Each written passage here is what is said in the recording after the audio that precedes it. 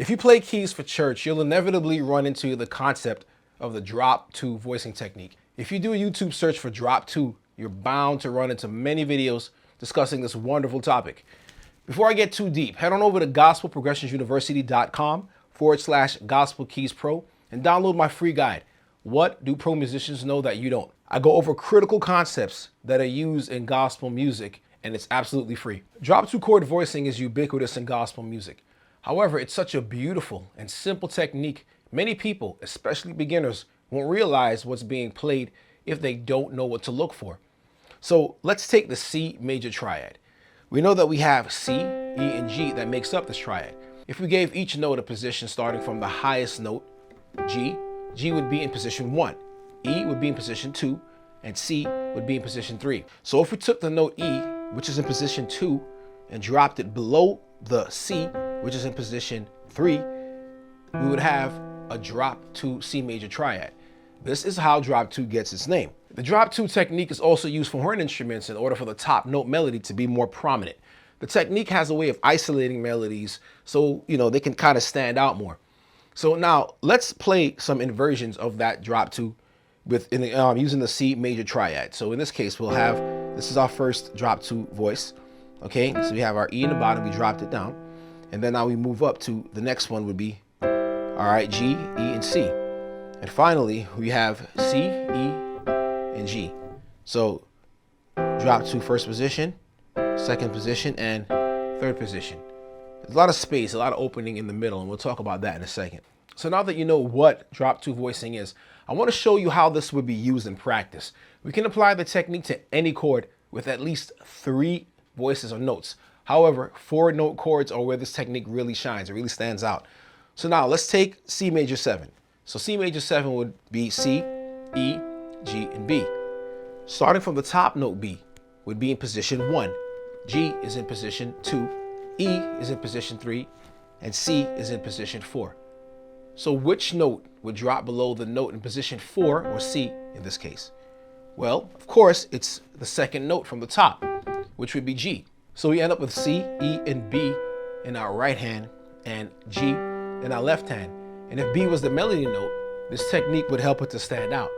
When we invert C major 7 using drop 2, it starts to become a little bit more challenging. So what we have to pay attention to our inversions. We have to learn them because it's a great exercise to improve and to help our chord voicings. So now we'll play the inversions, right? So the first one would be, this is our first note, first chord here. And the first way we would invert this is just taking the next note, which would of course be in this chord series here, would be B. So it would be C and then B would be our second note, giving us a second voice. Now, a shorthand or shortcut to look at this is to say, okay, well, I know I'm playing 4 notes and this is my C major 7. I would play G, B, C, and E in my left hand. I know that off the bat. My next one, of course, I'm going to skip up. So if I play this here, I'm going to play obviously every other note except for B. And this is our second position. And we go to our third position here. All right, so what we have here is C in our left hand again, B and E, and we have a different chord or different voice or different color. This is the same exact chord that we played over here, that we can play over here. But this chord here is just in a different position, but it gives us more options. Of course, if we start over, we'll end up here at the top again, or the octave. Now let's play all the chord tones ascending the C major scale, starting with C major 7. So here's our first chord, second one, third one, fourth one, fifth, sixth, seventh, and we're playing the octave. This time, instead of playing it in its root position, let's ascend C major using drop 2 voicing. So now here's our first chord. We drop the second in the left hand, and now we're going to climb. Remember what I told you before. G, A, B, C, D, E, F, and of course G would be the entire scale. That's all you have to remember for the left hand. So where you start, if we go through the octave, is where you're going to end up. So left hand is C, E, B, using drop 2. First chord, second one, third chord, drop 2, fourth chord, drop 2, fifth chord, drop 2, sixth chord, seventh chord, and back up to the octave again. Did you notice a difference in the harmonic structure and the color of the chords? Did you notice how much more the notes on the top, they tend to have stood out a little bit more during the chord progressions? So this also happens when we play rootless voicings, but I need you to understand these are not rootless voicings just because the root isn't on the bottom. So obviously in the first chord, we have our first, we'll start it here. All right. The note C, this is the root of the chord, but it's obviously a part of the chord. Just because it's not played in the bass doesn't mean that, okay, well, it's a rootless voicing. We're playing the root technically.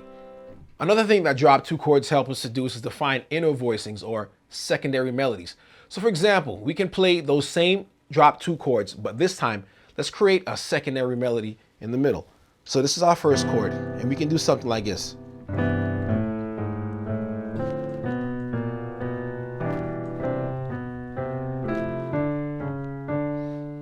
So with this chord progression, if we notice, or like I said before, I said I'll get back to it, there's a lot of space in between, you know, the E, G, F, G, A, and B. All right, so it leaves kind of, you know, the B's kind of by itself. This top note in the pinky is going to kind of be a little bit lonely. Well, but that's the idea, is to kind of isolate the notes, you know, to give them more, you know, prominence, or for them to be heard a little bit better. But with this, it gives us some room in the middle to do things, because obviously if we're doing this and we're just going up the scale, it's not a whole lot of room to move without muddying the chord up. So this is our first chord as we walk up, and we do that inner voicing. A flat, A, and then the next chord, we jump from there, we go here. All right, there's A and the A's in the left hand, D, F, and C in the right hand. And we jump from the A, we jump over to the B, so.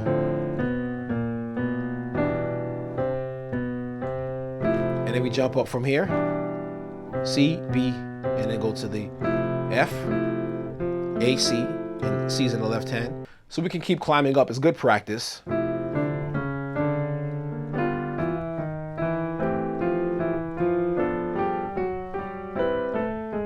You do the whole octave if you want and just go up and down the keyboard. It's good exercise for your ring fingers. In gospel music, we use a drop two voicing to create more textured harmony.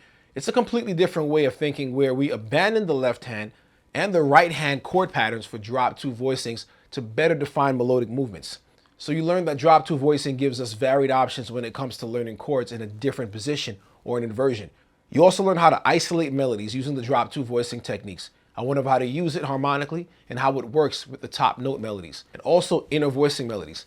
If this has been any help to you, go download my free guide at gospelprogressionsuniversity.com. What do pro musicians know that you don't? God bless you, and I'll see you in the next video.